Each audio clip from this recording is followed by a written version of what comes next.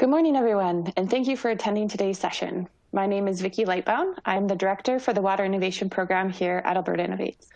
Before we begin, let's cover a few housekeeping items. At the bottom of your screen are engagement tools you can use. All the engagement tools are resizable and movable, so feel free to move them around to get the most out of your desktop space. You can expand your slide area or maximize it to full screen by clicking on arrows in the top right corner. If you have any questions during the webcast, you can submit through the Q&A tool. We'll try to answer as many of these questions as we can at the end of the webcast. The group chat box is a useful tool to connect with other participants.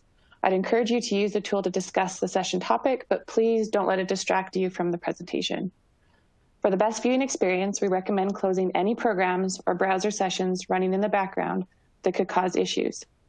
You can find additional answers to some common technical questions located in the help tool at the bottom of your screen. With that, I'd like to welcome everyone to the Alberta Innovates Water Innovation Connect series, Municipal Water Management in a Changing World. Water treatment plants have a critical role in keeping our communities healthy and safe by providing clean drinking water and removing our sanitary waste. As the world changes, whether that means climate change, evolving pathogens, or something else, these treatment plants need to adapt or risk impacting the quality of life of our population. Today, you'll hear from Monica Emleko with the University of Waterloo and Neumann with University of Alberta. Their bios are available in your engagement tools. For those of you not familiar, Alberta Innovates is a provincial corporation created to support research and innovation activities. We provide funding programs, advice, connections, technical expertise, and applied research services. Our scope encompasses the whole innovation journey, from generation of ideas through applied testing and validation to commercialization and end use. The Water Innovation Connect series will share ideas and outcomes from projects funded through Alberta Innovates' Water Innovation Program. The Water Innovation Program is designed to help achieve the goals of Alberta's Water for Life strategy and Alberta's Water Research and Innovation strategy. The knowledge and technologies developed in this program will help to create a clean tech industry in water treatment, support improvement in water use conservation, efficiency, and productivity, and provide safe, secure, and reliable water resources for a growing population while maintaining the health of an aquatic ecosystem. I hope this series will provide you with some valuable information and spark discussion. Now, let's get started. I'll pass it over to Monica, who will be speaking on her project, Wildfire and Pathogen Threats to Water in Alberta. Thanks, Vicki. I am so very pleased to have the opportunity to speak here on two topics that I believe are really critical to the protection of public health from waterborne disease through the provision of safe drinking water. This work, as you can see on the slide, represents the effort of many colleagues and graduate and undergraduate students over a good few years. And I'd like to acknowledge my co-authors, my colleagues from the University of Waterloo and the University of Alberta, who are listed here on this title slide.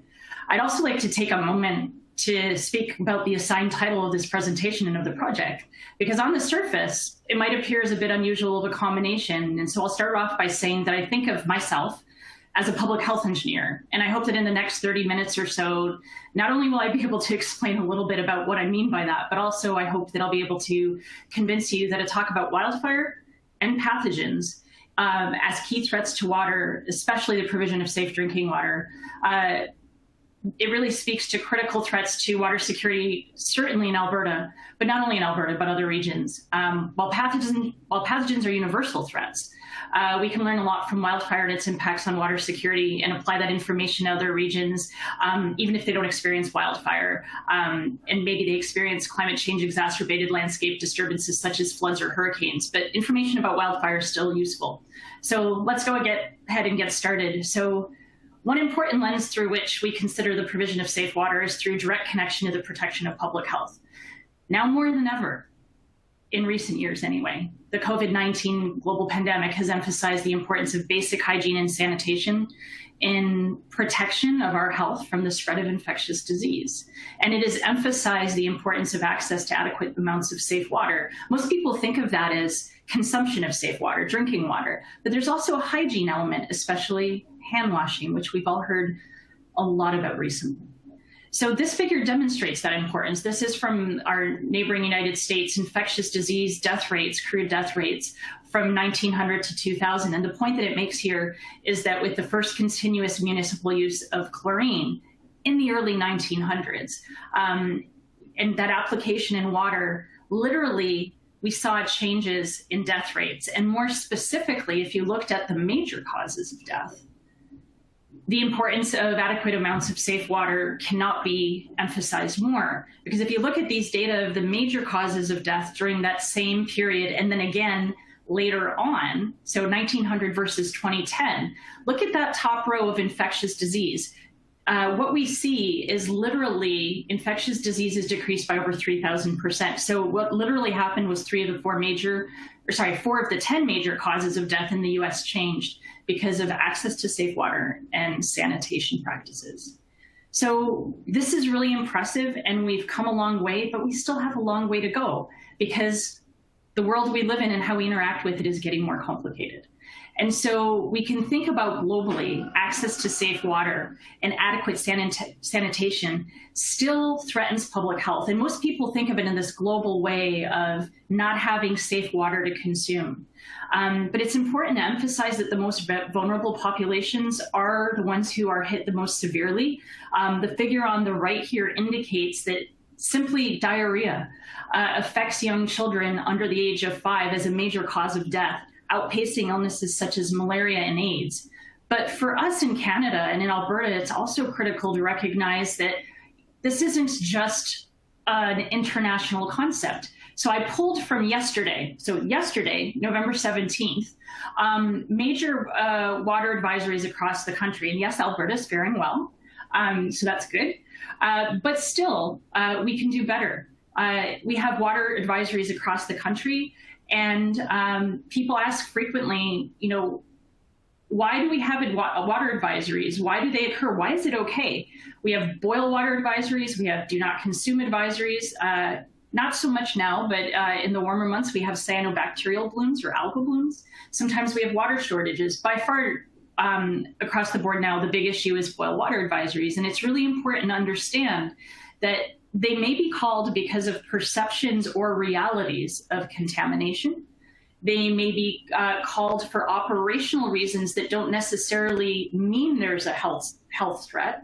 And it's important to know that we keep water flowing because of operational reasons. Yes, we want to be able to wash our hands, and that's important. That's one reason. But another reason is because if we shut down plants, it's a lot of work and effort to get them started up. And so the issue of water advisories is complicated, but a key message that comes from understanding them is that we have to keep water flowing in order to protect public health. And when we talk about water, we need to think about the contaminants in that water. People often think about either pathogens, so microbial contaminants, or chemical contaminants typically that are drivers of toxicity. And so when we think about those from a public health perspective, typically what we're thinking about is acute risks versus chronic risks. And so it's not surprising that the pathogens, the acute risks, form the primary objective of water treatment. We're looking to manage those risks. So this couldn't be more clear in statements that have been made by the World Health Organization that has emphasized, for example, that we use disinfectants to treat microorganisms. However, disinfectants can react with other materials in water and produce disinfection byproducts, which are also regulated and may be contributors over the longer term to chronic illnesses, such as maybe even cancers, although that discussion is still out as the toxicology is not well understood. So the World Health Organization has emphasized that we need to focus on pathogens because the risk of death from pathogens is at least 100 to 1,000 times greater than the risk of cancer from disinfection byproducts, and the risk of illness from pathogens is at least 10,000 to 1 million times greater than the risk of cancer from disinfection byproducts. So it's critical to remember that treatment of pathogens is the paramount objective of water treatment, and this is how we go about protecting public health. So how do we achieve that? So I mentioned this idea of I see myself as a public health engineer. So, my job is to make sure that we can actually treat the water that's going to result in public health protection. So let's talk about treatment. Let's talk about treatability of water. Most people are very surprised to find that there are only a few key drivers of infrastructure design and operational challenges that can really get us most of the way, not all of the way, but most of the way to protecting public health from waterborne disease. And notice these parameters on here, they're turbidity, so suspended solids, and color and total organic carbon, which are both related to natural organic matter or dissolved carbon present in water. Interestingly, none of these parameters are directly, or neither I should say, are directly linked to public health protection from a health perspective, right? They're not contaminants of health concern. What they are is contaminants that drive what infrastructure we need to treat water and how easy or difficult it will be to treat that water. Now, we can treat water on the space station. We can treat water in most environments. The question isn't, can we do it? It's how much is it going to cost? That's the big challenge. So when we think about the basics of water treatment, it is not plug and play. We have to design for water quality. And without getting into the details of all of these processes presented here, all of that big infrastructure is focused on removal of solids or turbidity and natural organic matter, so that TOC or DOC, so total or dissolved organic carbon, which includes color. And then we do that so that we can effectively treat the pathogens, and we're good at treating pathogens.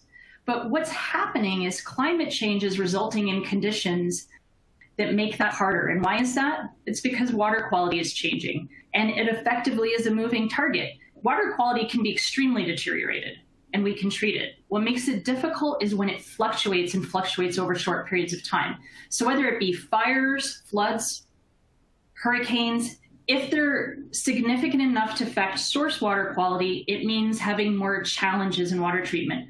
And it's kind of like the analogy that I would give is if you have a snowmelt freshet that you're really challenged in treating because water quality changes so quickly, imagine having several of those over the course of the year instead of one.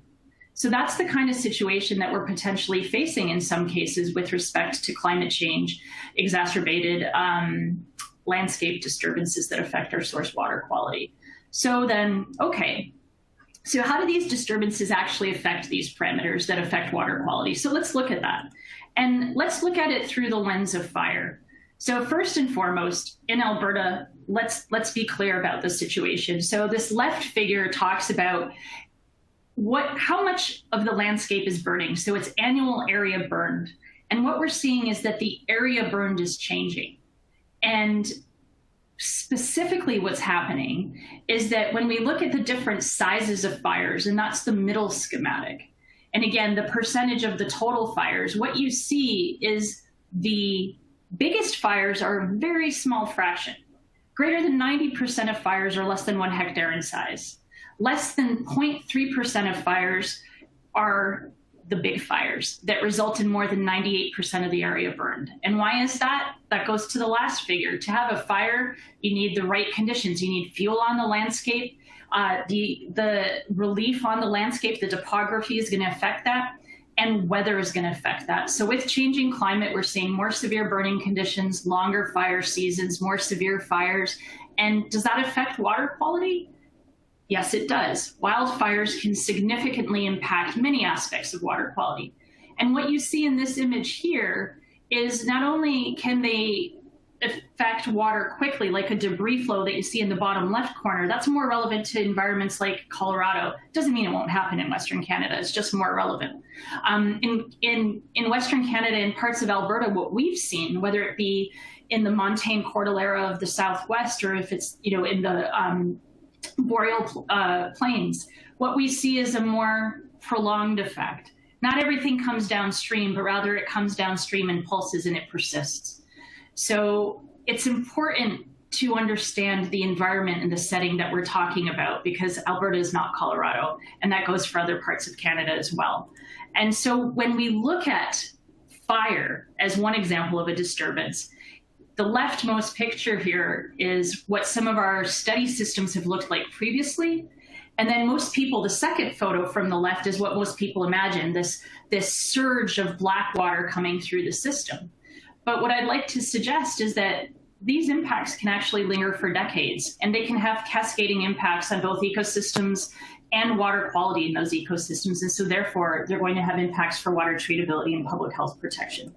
So not only can we expect these impacts we've seen in high quality systems that have the most to lose, but even environments like we've seen in Fort McMurray in the regional municipality of Wood Buffalo after the 2016 Horse River fire. That was already a challenged system. And yet after the fire, we saw very real impacts in Fort McMurray, where we saw increases of 50% or more in chemical coagulant demands, and the occurrence of annual potentially toxin-forming algal blooms in the source water that they have not experienced regularly. And you can see some of the images on the right, literally the tanks looking green because of those algal blooms. So these challenges can threaten public health if they're not adequately managed. And fortunately, we've been able to do that in Fort McMurray, but there's a cost to it. And so let's step back and more broadly look at these issues. So these data are from the Southern Rockies Watershed Project, over 15 years now of looking at landscape disturbance impacts, specifically wildfire impacts on a range of water issues in southwestern Alberta. So this is after the Lost Creek fire. We've seen, if you look at these figures, we've got sediment production or concentration and turbidity. Black is reference unburned catchments. Green rather. Black is burned catchments, and the brown or orangey brown is post-fire salvage log catchments over now a decade. And what we've seen is there are wet years and there are dry years. There are bigger differences in some years between the burned and impacted catchments versus the reference catchments. And some years the differences are fewer, but they're there and they persist. And if you look at this photo, you can see why with the figure below it. Our glacial history, our surficial geology has led to conditions that lead to a tremendous amount of sediment on the landscape, and it persists and leads to these water quality impacts. Similarly, we have seen long-term impacts in nutrients like phosphorus and the algal growth or proliferation that it promotes.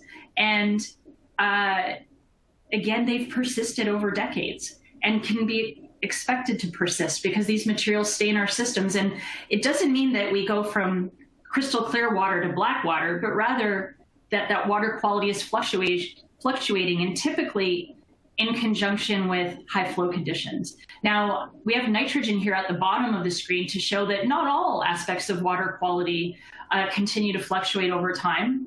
Some come down to baseline or recover after a few years' time. But of course, we talk about in the water industry, rapid recovery on the landscape might be a few years, but in a water treatment plant, it's a few hours. So the timescales are different.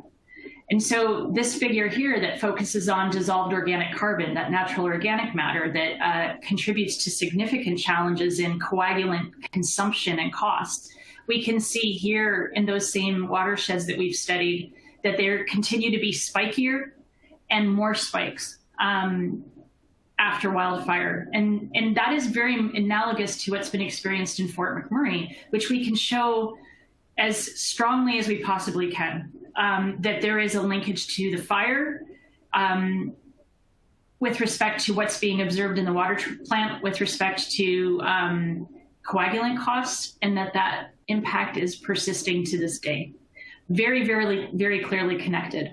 And so these are some of the challenges that we need to think about as we prepare to move forward in a climate that is changing. So on this slide, we have listed several wildfire threats to drinking water treatability that are related to, on the top row, the aspects of water quality that change after disturbance. We focused on wildfire, but it's important to note that this table is also relevant to not just wildfire, but also other disturbances. And again, going back to the schematic that I showed previously, it's because of impacts on the upfront treatment. Solids, turbidity, and carbon removal prevent us from being able to treat pathogens well if we don't remove them adequately first.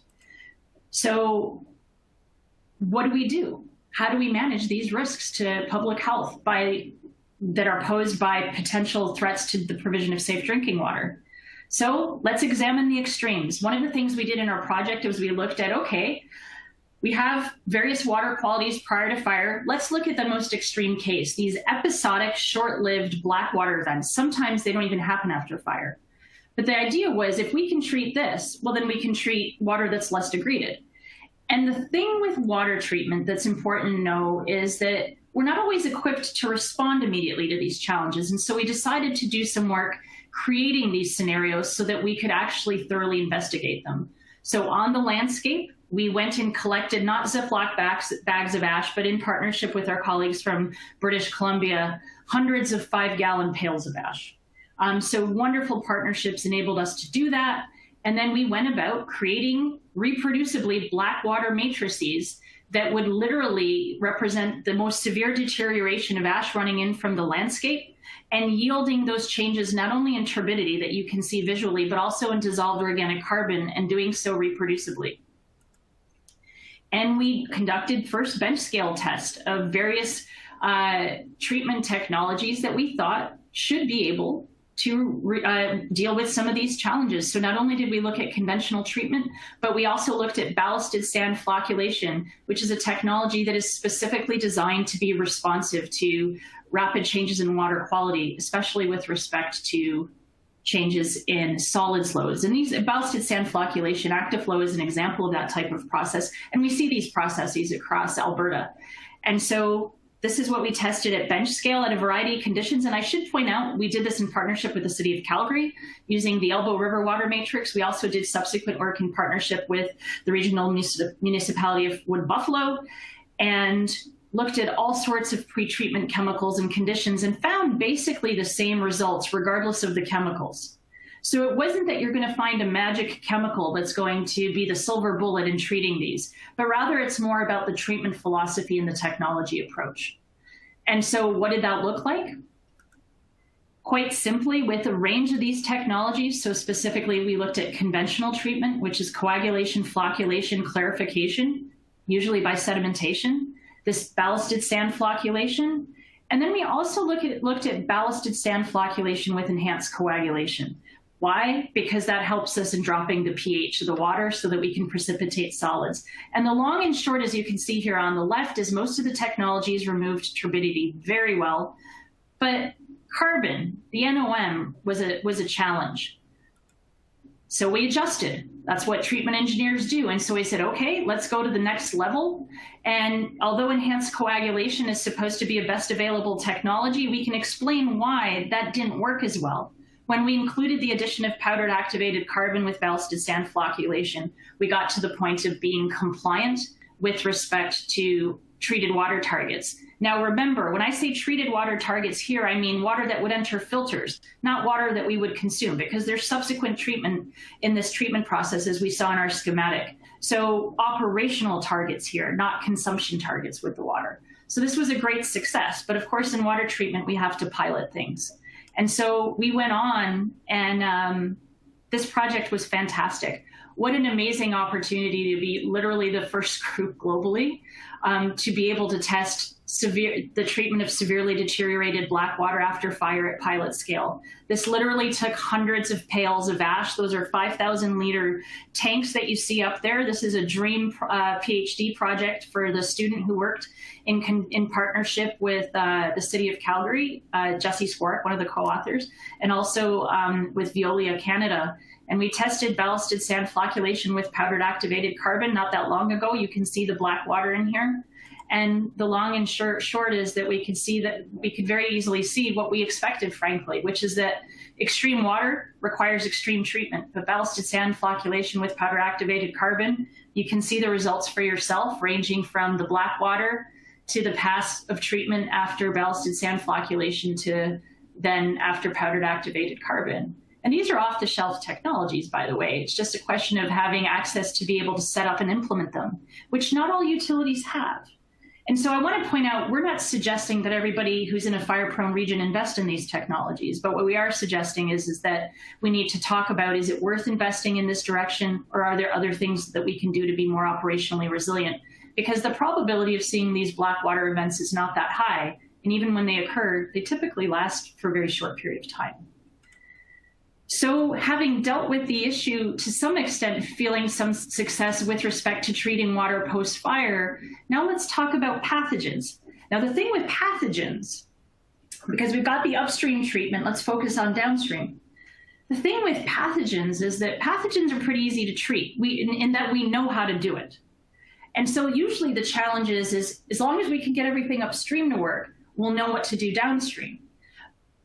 The more current challenges with pathogens have to do with how do we speak to how much treatment do we need?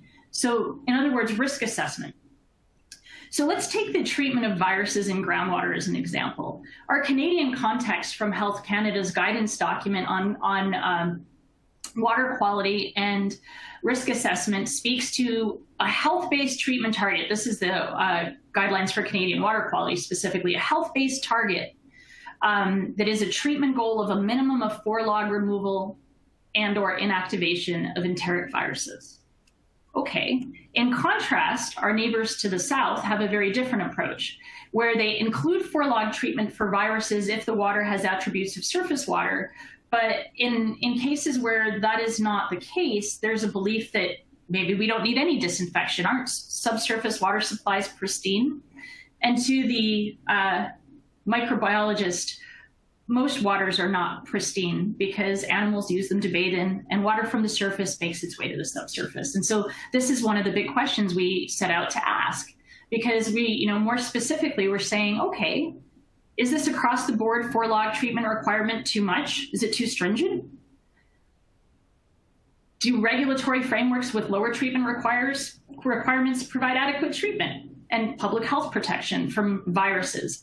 And of course, in the background, we're thinking, well, bacteria are there too, but bacteria are easier to disinfect than viruses. And so our focus tends to be viruses. And then if we need even additional treatment, the less commonly occurring in the subsurface protozoa come into play. But here we're just focusing on viruses.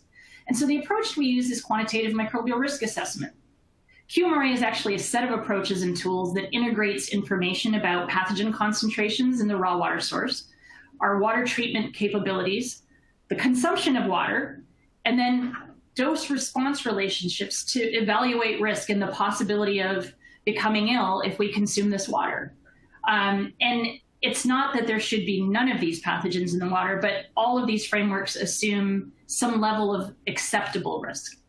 So it's important to recognize that this process of QMRA can be turned around or reversed so that a required level of water treatment can be determined given an acceptable level of risk.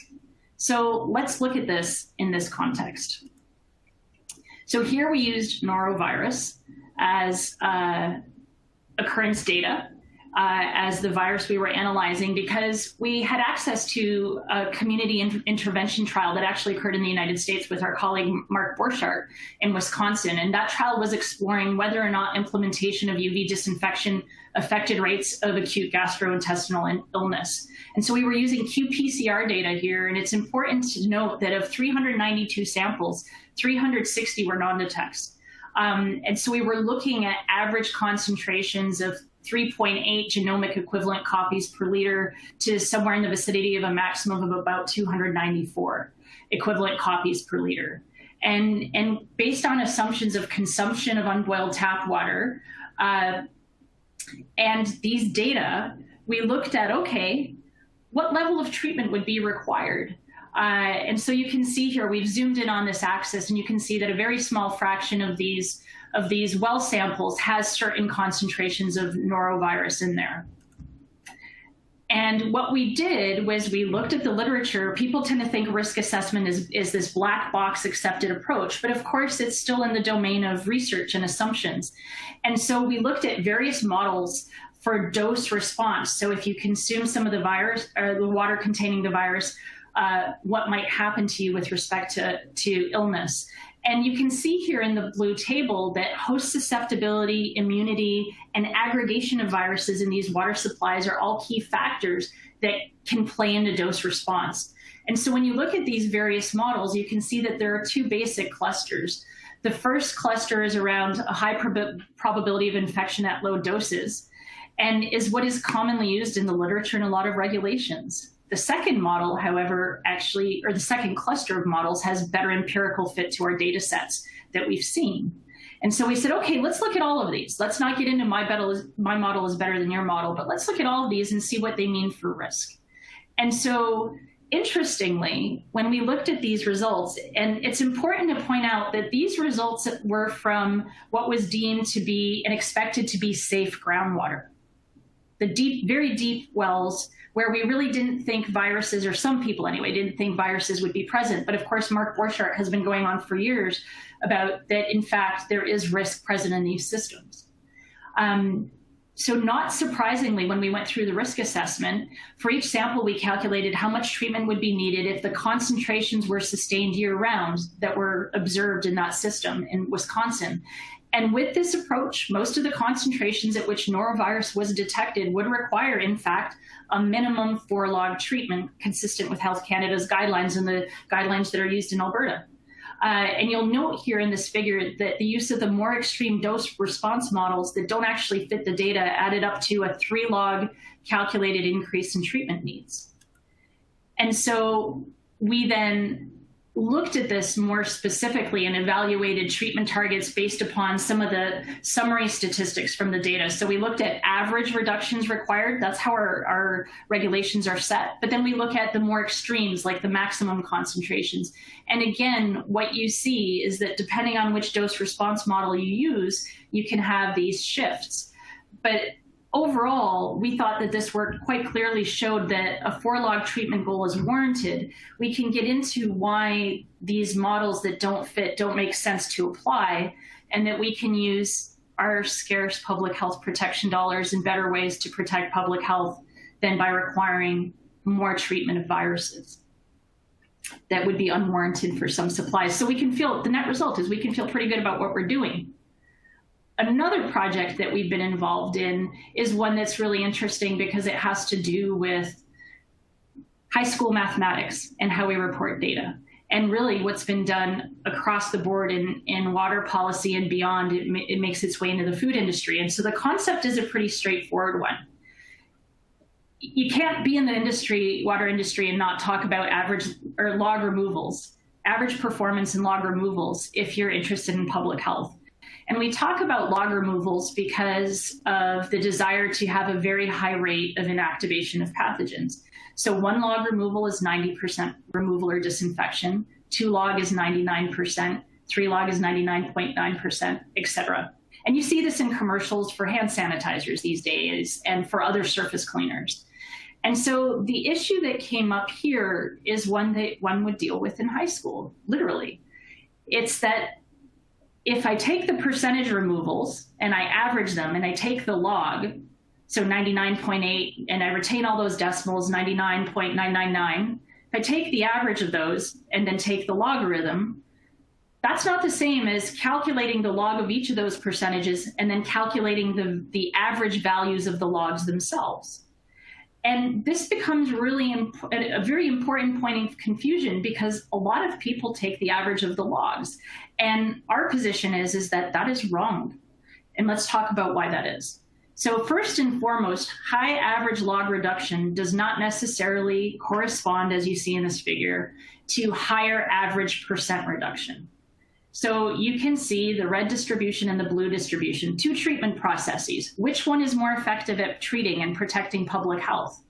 If you calculate an average log, you can see that it looks like the red distribution, the red technology, treatment technology B, is more effective than treatment technology A. But if you average the percent reductions and then express that as a log value, in fact, the blue technology, treatment technology A, is more effective. And again, it's simple mathematics. And so these outcomes both can't be right. One should be accurate. Let's walk through an example to look at that. And the example I'd like to walk through has significant consequences because it is this type of error is made in the microorganism elimination credits that have been proposed by the World Health Organization and by colleagues from the Netherlands who reported these data that then were picked up by the World Health Organization and implemented not only in the risk assessment guidelines that they provided, but also in other guidelines, such as those that Health Canada uses. And so there's a table in some of the work that we've done that actually points to those connections from those documents and then connects it back to our policies. And so the best way to look at this impact is through an example. So very quickly, I just like to assume we have, let's assume that we have two populations and explore the implications of misusing average log reduction values upon risk. So we have these two cities, each with a population of 100,000 in our figure, a raw water supply with 1 oocyst of Cryptosporidium, so that's a protozoan pathogen, per 100 liters. And let's assume they apply the same treatment technology, but for whatever reason, water matrix, design, operation, one city achieves only a 2-log treatment on the left, and the other achieves a 4-log treatment on the right. Now, without additional testing, neither utility knows how effective its particular implementation of the treatment technology is. So this is why we have it here in gray. And so now suppose that we believe, perhaps from these tables in the literature, that the average treatment that we should expect from our well-operated treatment technology is 3 log. That's the average of the 2 and the 4. If I average 2 and 4, I get 3. Okay. And so then when I walk through these progressions, we would think that we would get 10 infections per year in each city. However, the first city has 1 log less treatment and more infections, while the second has 1 log more treatment and fewer infections. So in the first city, we would see 100 infections. In the second, we would see 1, and we would expect the total to add up to 101, but in fact, it only adds up to 20 because of the 3 log. In contrast, if we do the math the other way, where we're now taking the log of the averages, we again go through the same process and we see a different outcome, which is that our effective log reduction, this is a phrase that we've suggested based on this work to emphasize that it's not an average of the logs.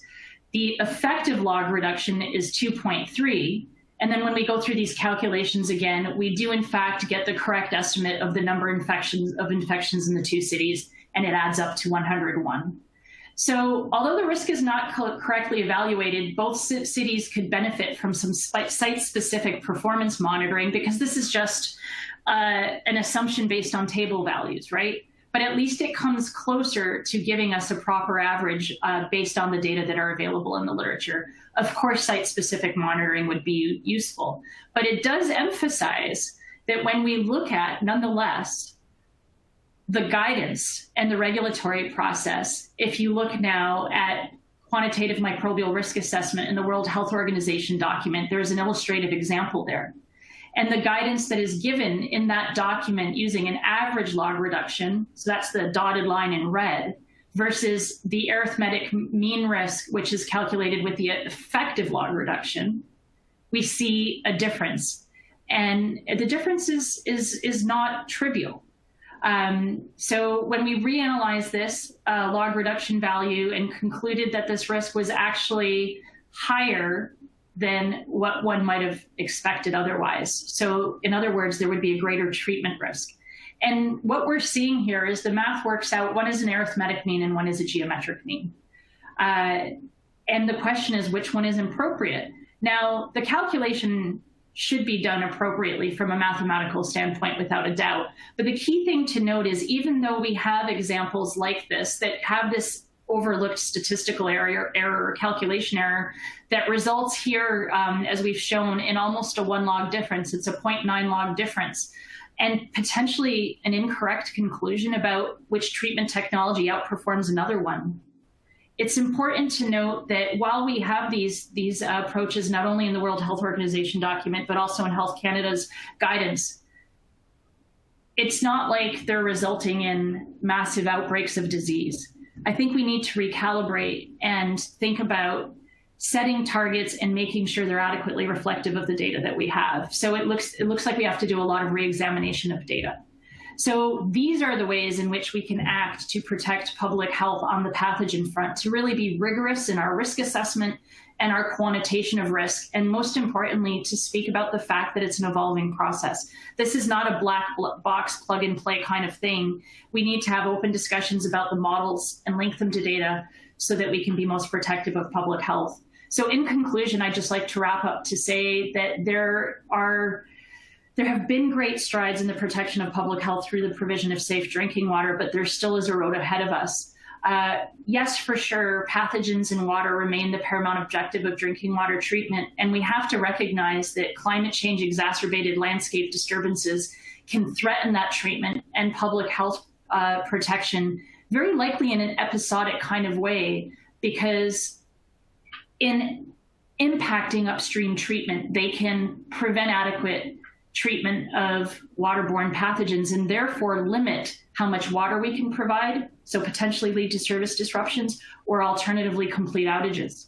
However, there's hope on the treatment side. We've shown that severely deteriorated water can be treated, and that means less deteriorated water can be treated, and we need to have discussions about what's going to be operationally significant with respect to managing that water and the associated risks, because the extremes are not likely. It's the less deteriorated water that we need to be in a position to manage. And we have to ask ourselves, is it worth the cost? How can we best be efficient with protection of public health through the provision of safe water? And part of that includes managing how we report microbial health risks and how we then include those representations and models to set regulations. And we've shown some examples of being in a really good place with respect to requiring disinfection, but also wanting to take a look at some of those values to make sure that we're calculating them as well as possible so that we can do the best job in evaluating the efficacy of the treatments that we recommend. And so this is going to be relevant now and in the future as we look to not only the issues that are known challenges, but to emerging issues. And I'm looking forward to hearing more about emerging treatment challenges and public health protection issues from Norm Neumann. So thank you very much. Thank you, Monica. Some great insights on our changing water inputs and changing understanding of our treatment process. Reminder to continue to submit your questions for both speakers throughout the session. We'd love to have a great discussion with you, whether it's on specifics of the presentation or your general, hoping to get general thoughts from the presenters on the topic. So with that, I'm going to pass it over to Norm, who'll be speaking on his project, Evidence for the Evolution of Water Treatment-Resistant Pathogenic E. coli, our favorite speaker to line up right before lunch. And great, thanks, Vicky, for that. I want to start by telling you a little bit of a story.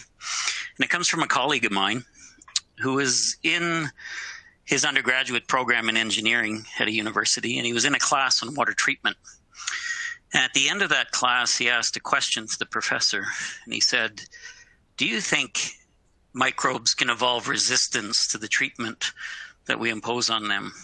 And the professor said to him, "That's something you'll never have to worry about." And I say that story not to criticize the professor, but if I was to look at my own perceptions of water and waterborne pathogens 3 years ago, I would have said the same thing. And I want to take you on a little bit of a journey of discovery that has, for lack of a better term, rocked my world in my perceptions about this. And I want to share with you with this. And I want to ask a basic, very question: are we on the cusp of a public health crisis? This funding is provided by Alberta Innovates. I can't emphasize enough how important the funding is that we've received over the years, particularly from Alberta Innovates in the city of Calgary. And the contiguous funding and the investment into the research programs that we have, it's been generous. And hopefully you can see the importance of this research as we walk through this story of discovery. And in order for you to really understand the story, I have to introduce you to one of the actors that we work with. And this is an organism called Escherichia coli, which is a bacteria. And Escherichia coli is a bacteria that was discovered in 1885 and is recognized as a really important indicator of fecal pollution in water for the last 130 years. Its presence and concentrations tell us about the quality of that water, and that can be drinking water, recreational irrigation, or even when we discharge wastewaters. The bacteria itself colonizes the gut of mammals, birds, and reptiles, and is thought to be what we call a generalist. And I mean a generalist is that the E. coli that seems to colonize us as humans seems to also colonize birds and vice versa. And so we think that a multitude of hosts can act, or there's a multitude of animals that can act as hosts for E. coli. This particular organism holds a near sacred status in the field of microbiology. It is the organism that we have studied the most.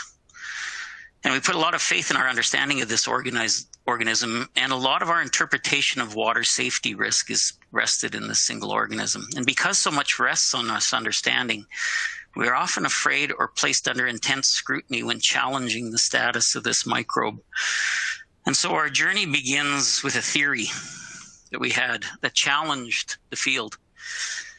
And the theory was that, in fact, all E. coli are not created equally. So that the E. coli that colonizes a human is different than an E. coli that colonizes a dog or a cat or a horse or a pig or a cow or whatever. And this has major implications for water safety, because it would suggest that perhaps maybe animal feces is less risky than human feces when it's in water. It suggests that some of the pathogens that we see from animals may not be infectious to humans, and therefore may not be the risk that we think in terms of their zoonotic potential. And we challenge the conception that E. coli is not a coherent species, we said, but rather a species complex, or a collection of genetic types that are so similar that it's difficult to distinguish between them. And what do I mean by that? Well, if I give you this picture, one of the first things you probably recognize is the various colors, and they stand out. You see red, you see violet, you see blue, perhaps teal, green, yellow. And we can think of those as potential individual wavelengths in a spectrum, just like we can think of these as potential individual species in a spectrum. But in between all these different colors is subtle changes in the evolution of that color, and the same thing might occur with E. coli. And that was our theory. And we published a couple papers back in 2015 and 16 on this theory that provided evidence that this theory was probably correct. And so I'll show a figure from here, or a table from here. So for example, we looked at 105 different human strains, genetic strains of E. coli that came from humans. And in there, 53% of those strains actually possessed a genetic biomarker that was 100% specific to humans, suggesting that out of those 105 strains of E. coli, approximately 58 of them were specific and only found in humans and couldn't be found in any of the other animal species that we see here. If we look at coyotes, for example, as another example, we had 44 different genetic strains of E. coli, and we found that 61% of these particular strains had a genetic biomarker that was 100% specific to coyotes. And these were very much different than those that we've seen in dogs. And this is important because it would suggest a closely related species, in this case, two canids, the domestic dog, or Canis domesticus, and the coyote, Canis latrans, that the E. coli that colonizes these very close canid species are actually genetically different. And our intent in doing this was to say, wow, wouldn't it be neat if we were able to test water and not just determine whether E. coli was present, but was to understand where the sources of pollution might be coming from.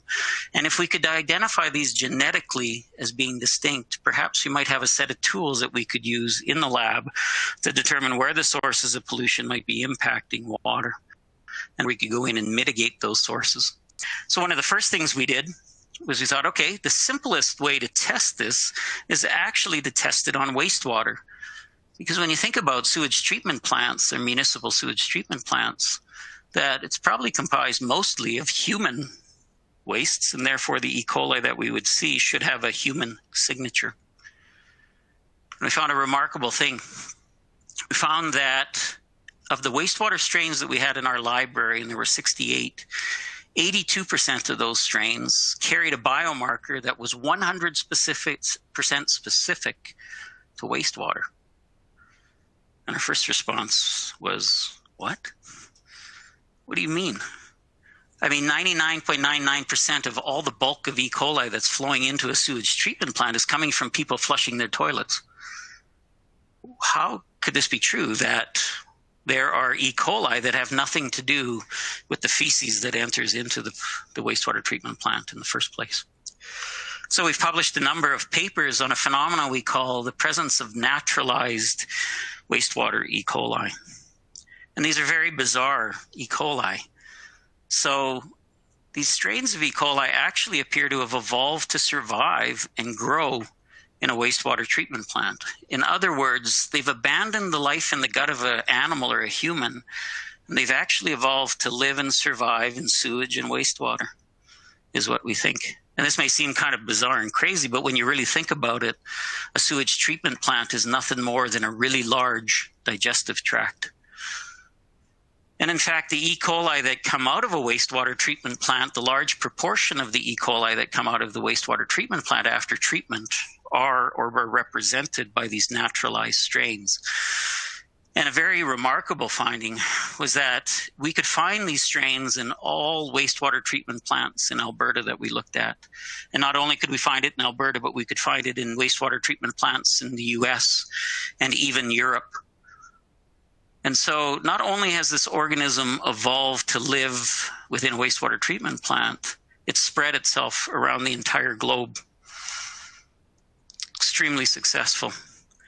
And most importantly, they appear to be resistant to wastewater treatment. So we've been actively looking at this phenomena and published a number of papers looking at this whole phenomena of evolved resistance in E. coli. The most recent paper that we've published is just this year, earlier this year, entitled "The Locus of Heat Resistance Confers Resistance to Chlorine and Other Oxidizing Chemicals in Escherichia coli." And I want to show you a particular graph that we've published on in this particular paper, and this was with colleagues from the Faculty of Agriculture, Life, and Environmental Sciences. And so if you compare susceptible and resistant strains to E. coli, we find, for example, that the naturalized wastewater E. coli are 100 million times more resistant to heat, 60 degrees Celsius, than susceptible strains. And you can read that on the graph on the right by looking at the red arrow to the right and the strain that's represented in the susceptible group. And if you notice on the y-axis, that's a log scale. And how you read this is that if you had 100 million bacteria of this susceptible strain and you treated it at 60 degrees Celsius for 5 minutes, you would kill all of the bacteria. If you look at the red arrow to the left, if you look at the resistant strain, if you did the same treatment of 60 degrees for 5 minutes, you'd be lucky if you killed 1 out of 100 million. In other words, the naturalized wastewater strains were 100 million times more resistant to heat than the susceptible strains. Another important finding of this was the chlorine resistance. So if you look at the blue arrow on the right, we have a susceptible strain that if you had 1 million of these E. coli and you treated them at chlorine at a specific dose for a certain time, you would kill 1 million, all 1 million of those cells. Whereas if you look at the blue arrow on the left, under the wastewater resistant strains, you'd be lucky if you killed 10, suggesting that naturalized wastewater strains are up to 100,000 times more resistant to chlorine than susceptible strains that we see. In fact, what we've been able to identify from these naturalized treatment-resistant wastewater E. coli is a remarkable finding that virtually anything that we throw at them, they've already developed a strategy of resistance. So I've talked a little bit about chlorine, for example, and that some strains are 100,000 times more resistant to chlorine. Some of these strains are extremely efficient at production of biofilms as well, too. We know that in the case some of these organisms are also resistant to advanced oxidants, including UV. They carry an abundance of UV resistance genes and antioxidant resistant genes, and they're resistant to peroxide and other advanced oxidants that we've tested them against. During wastewater treatment, we alter the nutrients. The nutrient composition within a wastewater treatment plant is a lot different than the gut. And what we find remarkable about these strains is they've acquired metabolic genes from other bacteria that allow them to use the nutrients within a wastewater treatment plants for their growth. And that they've adopted a growth strategy that allows them to grow at low temperature. So typically we think E. coli can grow at 37 degrees in your gut. Well, these can actually grow at 20 degrees and are extremely happy at 20 degrees, even 15 to 20 degrees in their growth. We use such things as microbial competition or predation or infection to destroy these bacteria during a wastewater treatment plant in the process. And the idea is that microbes consume other microbes. So if we create an environment for certain microbes that feed on these, perhaps these will become a food source. And what's remarkable about these strains is they've developed a number of ways to outcompete other bacteria, some of which include things like toxin, antitoxin genes.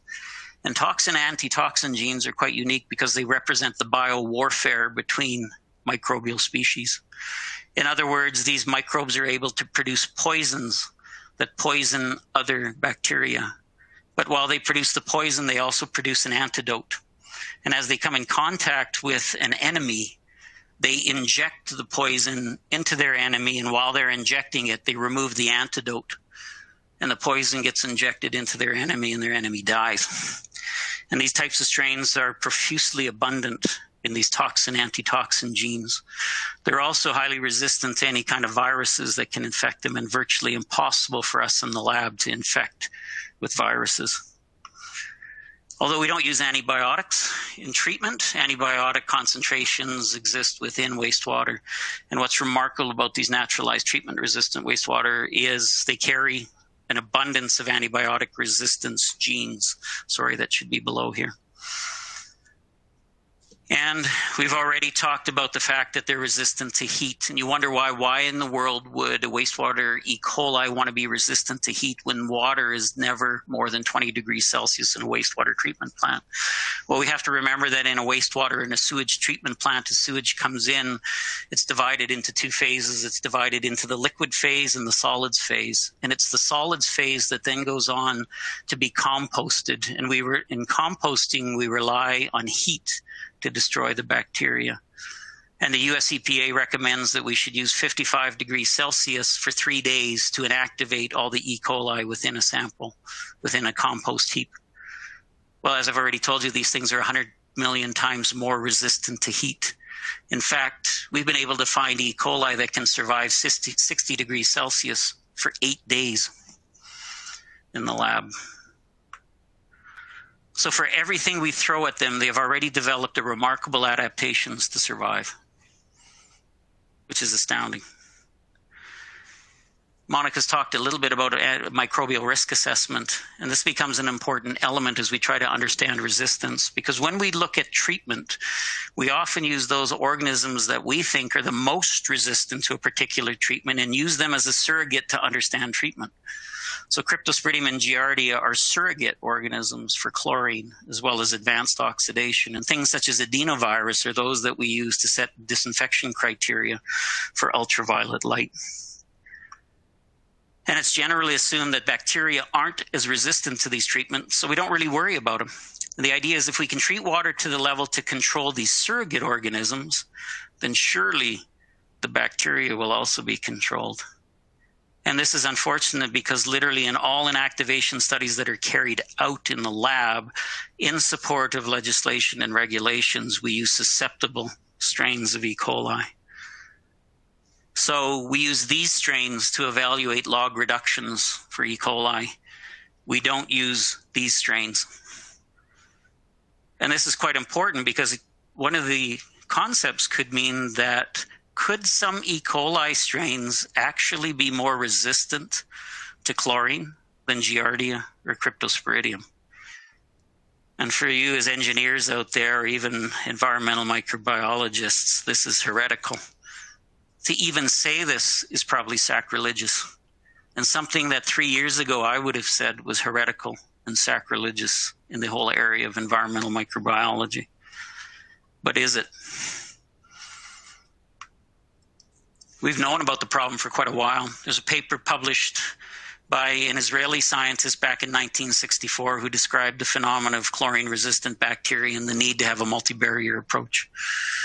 In his paper, he quotes two other papers, one in Russian, and that one I haven't read because I can't speak Russian, but was published in 1947 describing the secondary appearance of Bacillus coli or E. coli in chlorinated water, and another paper back in 1949 that described the whole phenomena of chlorine resistance. So we've known about it for a long time, but is it something that the scientific community has largely ignored because we thought that bacteria could never develop this level of resistance?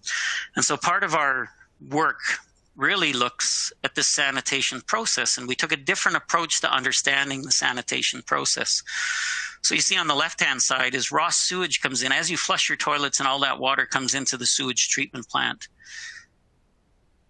When it comes into the sewage treatment plant, you'll have a concentration of E. coli of about 1 million E. coli per 100 mLs of water.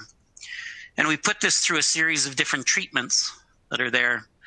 And the final discharged effluent is typically around 100 E. coli. So we move from about 1 million E. coli to 100 E. coli, and we have a 4-log reduction across that process, which, as Monica's talked about, is equivalent to 99.99% reduction in E. coli. And I call this the great microbial Powerball lottery. It's luck. We think it's luck that they survived, that the 100 survived because they were just lucky as they got through the system. But when you really begin to understand that these sanitation processes that we use also represent strong natural selection forces that might be driving the evolution, we asked a very different question. And we asked this question: why did the 100 E. coli survive and the other 999,900 die? Was it really luck? And what I can tell you is this, and what you've already seen from the data that I presented, is that inactivation or killing of microbes is not random during the sanitation process or the sewage treatment process. The 100 E. coli survived not because they were lucky, but because they had what I would call microbial Kevlar. In other words, they were wearing bulletproof vests. And the very interesting thing about this whole thing is it's genetically encoded, suggesting that they pass it on to their progeny, this Kevlar vest. And so one of the questions that we really do when we have these 100 E. coli at the end of our wastewater treatment plant is really, are these microbes pathogenic? And in some ways, you can already begin to answer that. And part of the answer is no, because as I've already told you, the naturalized wastewater E. coli appear to have abandoned life in the gut of an animal or a human for life in the wastewater treatment plant. They just happen to be so adapted to this that's where they survive. But that doesn't mean they're not a risk. We know that because they've developed these mechanisms, they may act as a reservoir of water treatment resistance genes for other pathogens. They may be a reservoir for antibiotic resistance genes. And they may be a reservoir of genes important for environmental persistence, allowing them to survive longer in the environment.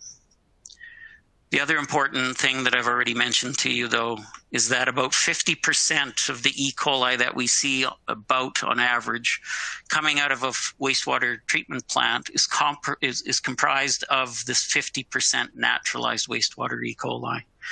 That still leaves the question, what about the other 50% that come out?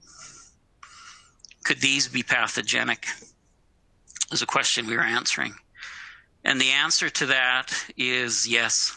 We just published a paper a few months ago, entitled Characterization of Water Treatment Resistant and Multi-Drug Resistant Urinary Pathogenic E. coli in Treated Wastewater. And what we did here is we looked at these 50% that were not the naturalized forms, and we went in and we looked at their genomes, and we looked at their DNA, and we sequenced their entire genome of 5.2 million base pairs of DNA, and we interrogated the genome and said, what is it about these organisms? Are they pathogenic? And the findings were startling.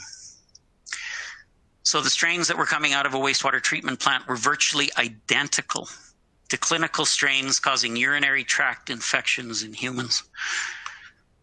some of these strains were similar to clinical strains causing bloodstream infections in humans, and some were even similar to those that we know cause meningitis. And how we identified some of those is that those that cause meningitis carry a specific set of genes that allow them to cross the blood-brain barrier. And then we know these genes are important in their ability to cross the blood-brain barrier. And we were finding these genes in these particular E. coli coming out of a wastewater treatment plant, and for which they carried a number of other important virulence genes or disease-causing genes. For example, in one strain, we had 81 virulence genes, and these were identical in composition to pathogenic clinical strains that we knew, that we have examples of. Not only that, but they also carried an abundance of antibiotic resistance genes, with various strains clinically resistant to many antibiotics. We went in and tested the antibiotic resistance of these, and we found that many of them were multi-drug resistant. Not only were they multi-drug resistant, but they were multi-generational and multi-class resistance, a wide range of classes of antibiotics. And one strain was clinically resistant to 19 antibiotics out of 27 that we tested it against. And startlingly, many of these strains were considered to be of global pandemic concern. So for example, there's a particular strain of pathogenic E. coli that's circulating that we find across the globe, and it's called an extended spectrum beta-lactamase ST131 strain. Kind of a nomenclature we use not unlike COVID-19 to explain a complex thing. And this particular strain we know is across the globe and is infecting people, and we don't know where it's coming from. In fact, the European Union has commissioned a project looking at these particular strains and the potential role that water might play in the transmission, and our data suggests that it might be coming and being selected for in wastewater treatment plants for discharge. So if we go back to this question and ask, are these microbes pathogenic? The answer is yes. It seems that about 50% of the E. coli that's being discharged from a wastewater treatment plant may in fact be highly pathogenic, which is a startling finding that we made. And in fact, that the types of infections that they're causing are very unique, things like urinary tract infections or potential bloodstream infections. Or, as we're still trying to evaluate and have a paper soon to come out to talk about those strains that might be similar to those causing meningitis. This is a little bit even more problematic because as a trained immunologist and microbiologist, we have to understand something about the immune system as well. And have you ever wondered why that pimple on your face can sometimes be green? Or perhaps you've had a sore, a pussy sore, and why the pus is oftentimes green? Well, your immune system actually produces a number of highly toxic molecules to destroy pathogens as well. And one of the molecules that it produces is chlorine. So it produces hypochlorous acid or bleach at the site. And the reason that that pimple or that sore is green is because your white blood cells are producing chlorine or hypochlorous acid. The other thing that your immune system produces is a very potent advanced oxidants such as superoxide and hydroxyl radicals, peroxynitrate, nitric oxide, and peroxide as toxic molecules to destroy bacteria, viruses, or worms. And the question really becomes, could we be unintentionally creating the ultimate superbug? You see, to catch a criminal, you need to think like a criminal. And so in order to catch a superbug, you need to think like a superbug. So if I was a superbug, what characteristics would I want to have? Well, I would like to have a transmission medium that can effectively allow me to infect a large number of naive hosts. A single drinking water treatment plant can distribute water to 500,000 residents per day. Water is a very effective means of transmission. If I were an ultimate superbug, I'd want to develop resistance to the primary public health interventions used to control me, as Monica's already introduced us to. The intervention of filtration and chlorination in drinking water supplies has had a major role as a public health barrier. So if I was a superbug, I'd need to develop resistance to those primary public health interventions. And you can see from our data that it seems like some of them have. If I was a superbug, I'd want to develop resistance to clinical therapies aimed at killing me. And as I've already demonstrated and talked to you about, we do have antimicrobial resistance as being a major issue. And if I was a superbug, it would be great if the resistant mechanisms I develop were also effective at circumventing the immune system, which is the final mechanism of control. You see, in the water industry, we like to think we're pretty smart, that, we invented chlorine, that we invented ozone and oxygen to kill microbes from.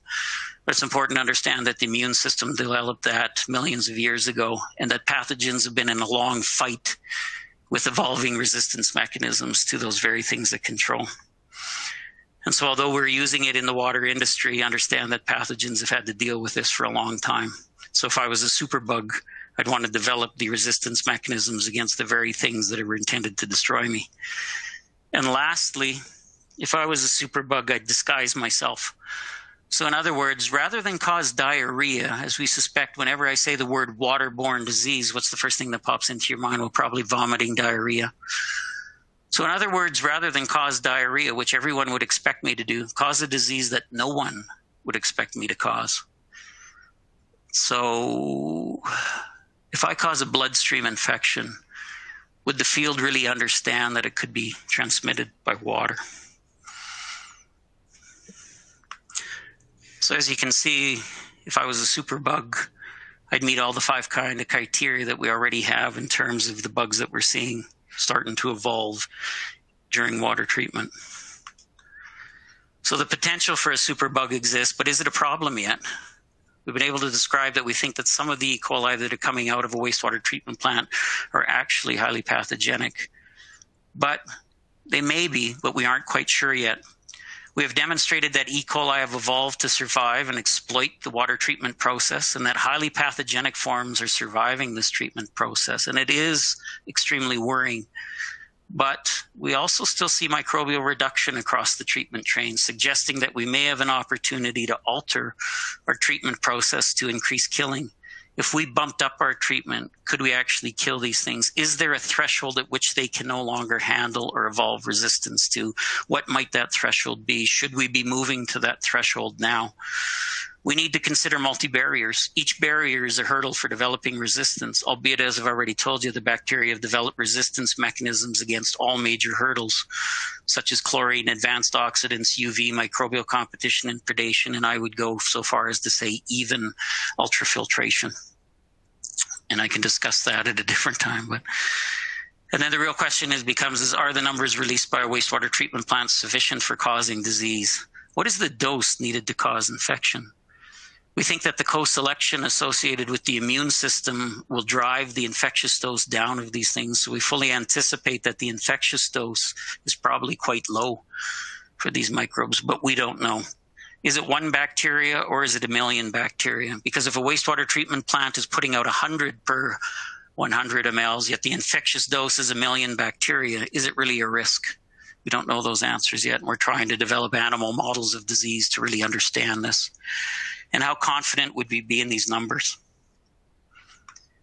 And these are the questions we're trying to answer with the funding from Alberta Innovates.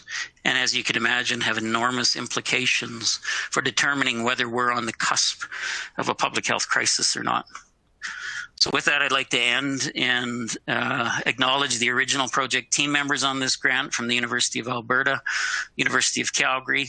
A lot of the work was done by my former PhD student, Dr. Shui Ji, who's now in China at Ningbo University in an academic position there, and we continue to collaborate on this topic. Norma Ricker from the city of Calgary, and Dr. Phyllis Posey, who used to be at Atlantium Technologies. And so with that, I will end. Thank you, Norm. As always, I'm a mixture of fascinated and concerned after hearing your talk. Some really important information, I think, to how pathogens in our water systems might be changing and how we might need to be responding. We will move into the Q&A portion of the session. We've got about 20 minutes left for that. Please continue to submit your questions as we go through the discussion. I'll get to as many as we can. I want to start with just a general question for both of you. Based on the topic and the details that you've given, do you feel that we're at a point in time where we need to be reevaluating our water and wastewater treatment processes to adapt to these changes, or are we able to continue to use what we've used for a long time now, and make small modifications? Well, I'll start with Monica and give Norma a break here. Thanks for the question, Vicky. So I think you pose a good question. In brief, yes, our treatment technologies work. We have evidence that they work. That's not to say that they work for everything, and I think Norma's probably scared the socks off of most of us. So suffice it to say, we're going to be employed for a while. But joking aside, we always have to be looking ahead to the next threat, the next challenge, and those steps become incremental. You said, are they small changes or are they big changes? I think Norm has very well pointed out that we need to think about not only the treatments, but the constraints around treatment, including what are the specific challenges, the specific contaminants, the specific pathogens we want to treat. And so my biggest hope for us is that our regulatory structures allow us to be nimble and responsive, because treatment is increasingly challenging. We are increasingly able to measure, identify these challenges, pathogens, for example, and link them ultimately to public health threats. But I would point out that some of the words Norm spoke about at the end are incredibly important. Let's make sure that the presence of these organisms is actually linked to a health outcome. One of my biggest concerns is that sometimes we forego real health threats because of potential health threats that are not well described. And so I think that emphasizes the need for toxicology and evidence and a weighing process. And the way we achieve that is by having an opportunity to have continuing discussion like we're doing here, and to have projects that allow us to reach across and to be speculative and to investigate, to discover, but then also to come back and have a reasonable discussion that allows us to weigh these challenges and make adjustments. So one of the biggest things I think we can do, frankly, is not have highly prescriptive regulations that then limit or even stifle innovation and treatment responsiveness. And I think that part of the Water Innovation Program, frankly, fosters those partnerships, allows us to have these discussions, and allows us to work with the various stakeholders relevant to the discussion so that we can be as nimble and responsive as we can, given that we're dealing with real health challenges. Thanks, Monica. Norm, do you have any thoughts? Yeah, I think appreciate the comments that Monica's made. I think the biggest risk to water is complacency. And the assumption that everything is safe and everything is fine, and we actually don't need any more research, or we don't need any more interests. I mean, everything is fine. We have this perception that we're not suffering from disease, and therefore everything must be fine. And I think complacency is our biggest threat to safety. And if you think, for example, about how we've been able to deal with waterborne diseases as we typically understand them in the case of diarrhea, we also know that the leading cause of waterborne illness right now is actually things like Legionella, respiratory disease. And that's been happening since 2005, that respiratory disease. So things change. And a very important law of physics is Newton's third law of physics, where he says that to every action, there's an equal opposite reaction. And that's the same in biology. Every time we change nature or exploit a system in nature, nature will respond. So whether that's through wildfires and the frequency at which fires will be coming under climate change, whether that's the evolution of new threats and microbial resistance, and some of these threats can be quite large. I mean, the World Health Organization anticipates that infectious diseases by 2030 and 2050 will become the #1 killers of humankind again. And as Monica demonstrated from her rates of disease and rates of infectious diseases, we really brought infectious diseases under control way back in the 60s. And we've seen a shift in the diseases from infectious diseases to chronic diseases as being the killers of human. But the World Health Organization is anticipating that infectious diseases will once again reign supreme in 2050. And largely due to antibiotic resistance. But as you can tell, it's not just antibiotic resistance we have to worry about. It might be treatment-resistant pathogens that evolve and emerge. And so complacency in these things is critical. You know, we used to think antibiotics were our savior in 1963. They were the magic bullet, and there's lots of evidence in the scientific literature at that time that we thought we conquered infectious diseases.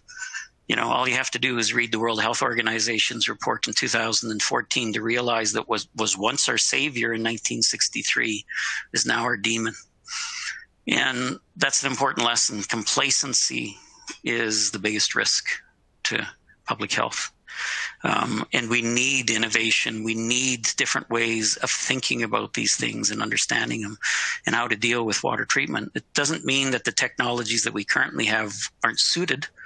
It just means we have to challenge those and understand the mechanisms and the theory behind it. And I think that's what's critical. And to be honest,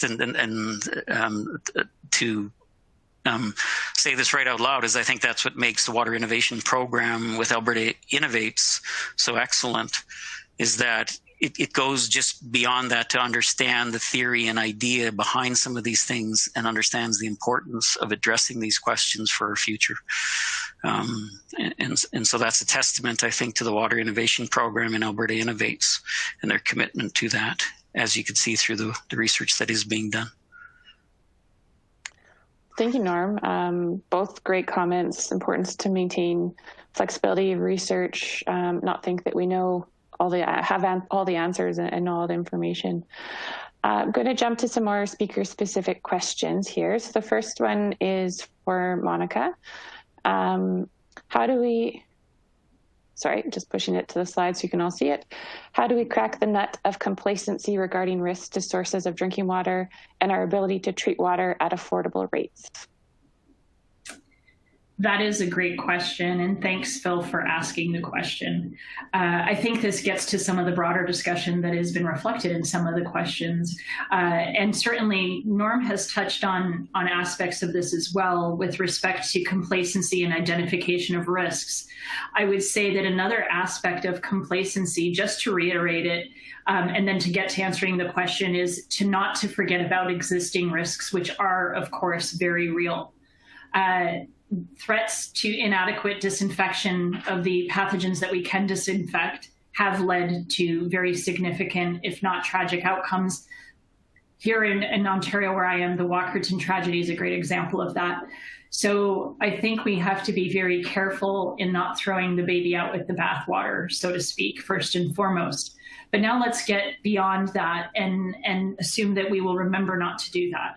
And so the question is, how do we crack the nut of complacency regarding risks? And I think that that's a big challenge because it requires a very diverse group of people to come to the table. It's a total privilege to be here today, to be speaking with someone like Norm, who's clearly investigating the mechanisms as he's discussed and identifying the emerging threats to our water supplies. And then for me, someone like me who's very interested in treatment processes and managing those risks, the opportunities to bring those people together are very important. I think an aspect of the discussion that is missing, frankly, is the notion of the delivery of safe water and our construction around training around it. Let's not forget that technology, the idea of new treatment technologies, there's this belief in the community that technology will save us. We just have to build the right widget. The new one, the one that, well, okay, maybe it's not heating, maybe it's not chlorine, but what will it be that will crack this nut, as you've said? And so I think that one of the biggest challenges there is not to be complacent with respect to please deliver the new technology. By far, the multi-barrier approach that we talk about with respect to the provision of public health is going to be a component of that. So it's what we do on the landscape, how we manage these threats from ever making their way into our water supplies. So taking Norm's example of wastewater treatment, well, should we be requiring more treatment of wastewater so that those organisms don't make their way into our supplies? Or alternatively, should the burden be on the drinking water treatment plants that then treat whatever water and distribute it? So I think it's discussions about the water cycle holistically, what we can learn collectively through the various parts of the process where the water passes through with respect to the specific issue of water. And recognize that all of these factors are interrelated. The example that I gave was, surface water, that's where recharge comes from to the ground. It's not like groundwater is magically safe.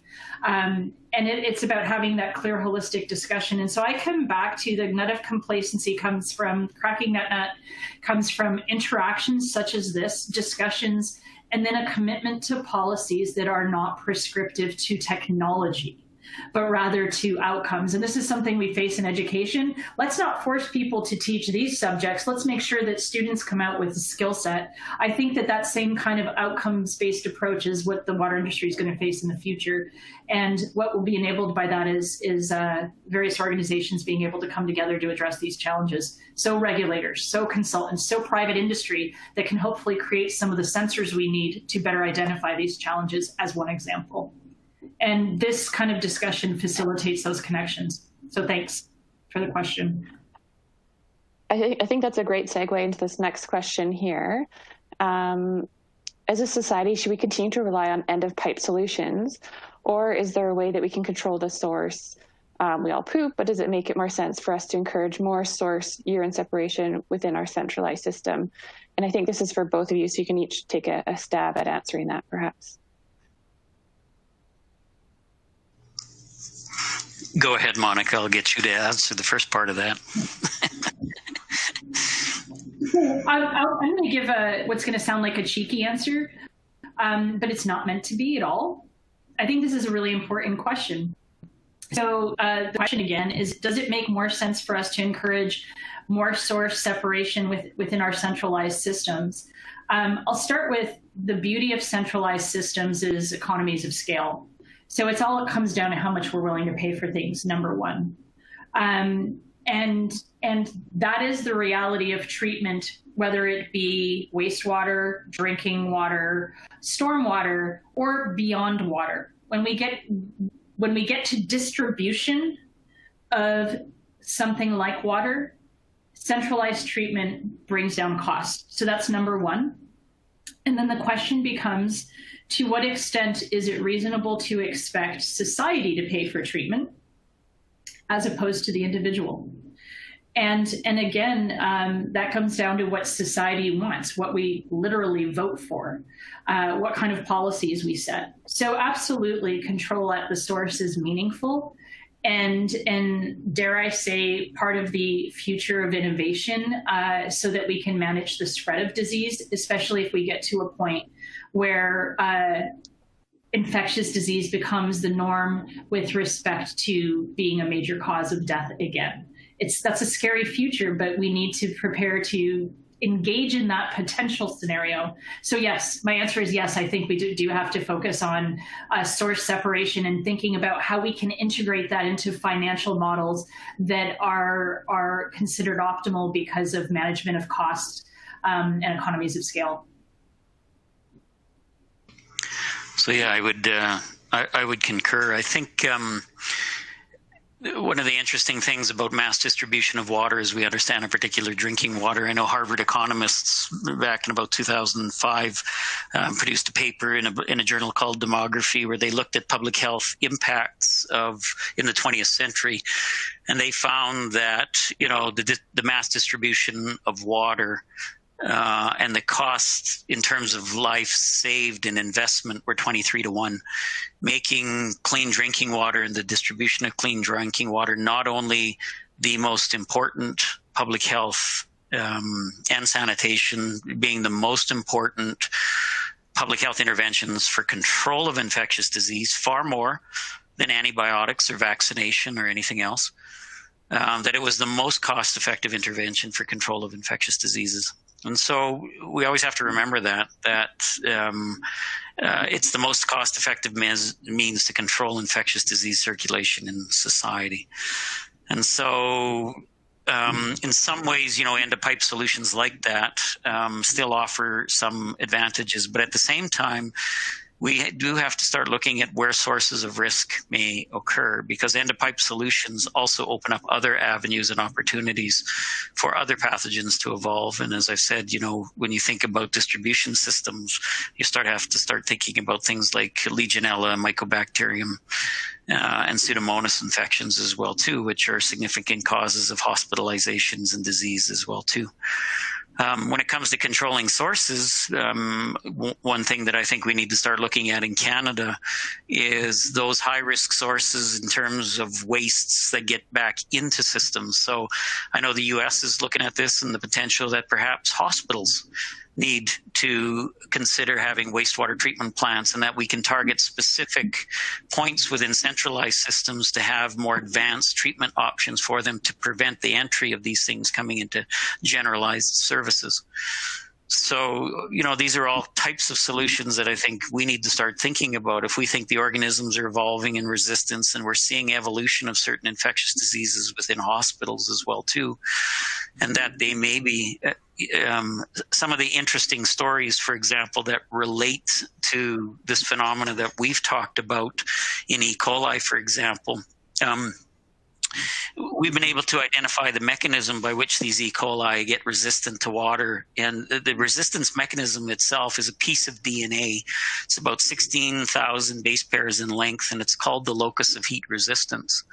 And that locus of heat resistance is what we found is what was making, or a significant element of which was making the bacteria resistant to chlorine.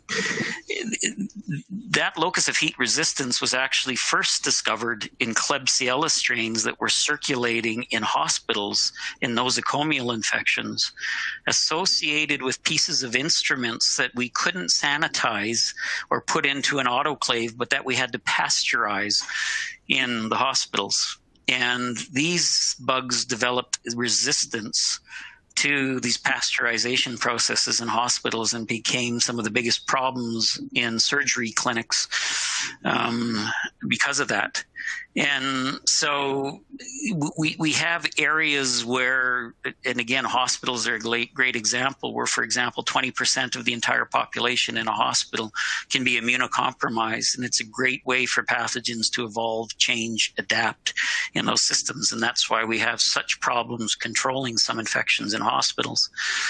And we get those spillover effects as they come into the sewage treatment plants, and we're expected to treat them, but they're resistant to the things that from the hospital. So, potentially looking at individualized treatment systems at points of high risk become quite important. And like I said, the US EPA and others are looking at this potentially in terms of requiring hospitals to have wastewater treatment plants with specialized treatment and the highest levels of treatment that we can achieve in there with zero discharges. So there's different ways to address the problems that arise like that. And so source separation, for example, in the sewage treatment plant might become important and things like that. And there might be other ways that we can do it. Nature is very efficient at destroying these things as well too. And we can learn a lot from nature and the processes in nature and the destruction of these agents as well too. So. Vicki, if I may, to just jump in and say very briefly, I would just like to point out, building on this discussion, if we don't do these things, if we don't engage in these discussions and start planning ahead, and if we are complacent, it's critical to recognize that the equity gap between the haves and the have-nots will grow. The most threatened populations are the rural communities, the remote communities, the marginalized populations. We're already starting to see that, not in some developing country, we're seeing that in North America, that the cost of treatment are adequate treatment are becoming prohibitive for increasingly larger fractions of society. And with that will ultimately come a price tag to society if we don't act to mitigate those risks. And so I just want to emphasize that all things are not equal depending on where you are in your socioeconomic status. And it is incumbent upon us as a society, because as we have seen, there is a domino effect of these illnesses in society. And so we need to look at it from that perspective as well, as opposed to just what goes on in our immediate backyards. Thank you, Monica. And Norm, that's a great way to end the session. We're at our time here. Unfortunately, a few more questions we weren't able to get to, but we do record the questions, and some of them we may be able to answer more directly to those that have asked them. Thank you again to our speakers. Great talks, a good discussion, some great insights, I think, that people can take back within their own organizations, and really looking forward to hearing some of the ideas that come out of this. I hope it has sparked some of those new ideas. A few people have asked. The session recording will be posted on our website in the next week or so. I posted a link to that website in the chat box. We will be sending out a short survey after the session. Your feedback will help us provide quality content as we continue through this monthly webcast series. There will be a draw for a gift card from those that respond to the survey, so extra bonus if you do respond. Our next session is our last session that is officially planned for, 2020 is ending. It'll be Digital Innovation Meets Water Management, held on December 10th.